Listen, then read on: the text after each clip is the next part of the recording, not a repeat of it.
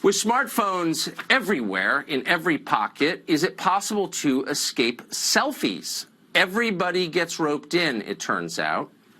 What does it mean for the rest of us? The president does it, Pope Francis does it. Well, now some researchers are calling this a disease, selfititis.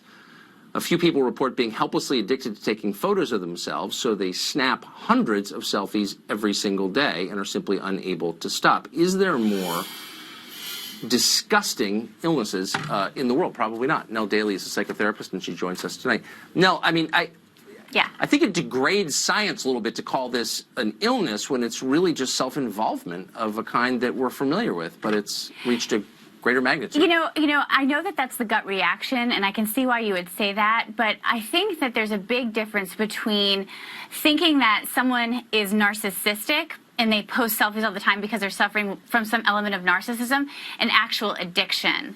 And so when you have what's cited in this study was a bunch of young women who are constantly taking selfies of each other, you have to understand that these devices are super addictive.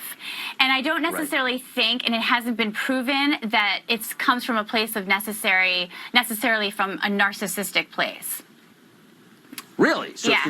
if you find your own face the most interesting image in the world, that's not self-involvement? Because it seems like it to me. I know, but actually think about it, Tucker. Wouldn't you think that if that's how you're spending your time and it's impairing your daily function, that it's actually coming from a place of really maybe perhaps low self-esteem? And so we're flooded all the time. These devices, you have to understand, Instagram and Facebook, all these social media platforms are built to be really addictive. And you can't talk to any marketing or PR agency that doesn't say, if you're trying to build a brand or a business, that you shouldn't post pictures of yourself. So that's the message that we're sending constantly. You also have to realize that the greatest population on Instagram, for example, are young women between the ages of 18 and 25. And what they look at the most is makeup and fashion. We're attracted to people's faces. That's a big difference. That's kind of a little bit of a different conversation than necessarily talking about young women or people who are super addicted to taking selfies.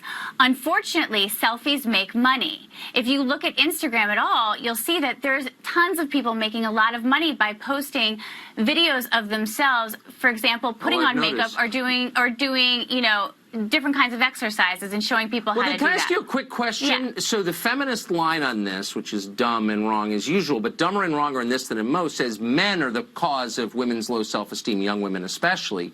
But it sounds like these tech companies are really adding to the sum total of unhappiness for young women, and no one ever calls them out on that. Why is that? Well, the first part of your comment I'm not necessarily sure I agree with, because I don't think all feminists believe that it's just men who are causing women to have low self-esteem.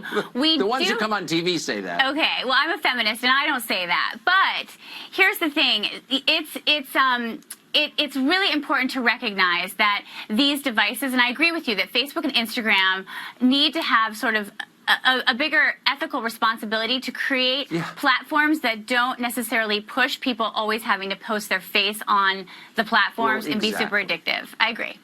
Right. And those images are owned by the company in the end. Now, thank you. It's an interesting conversation. Thank you. We will make America great again.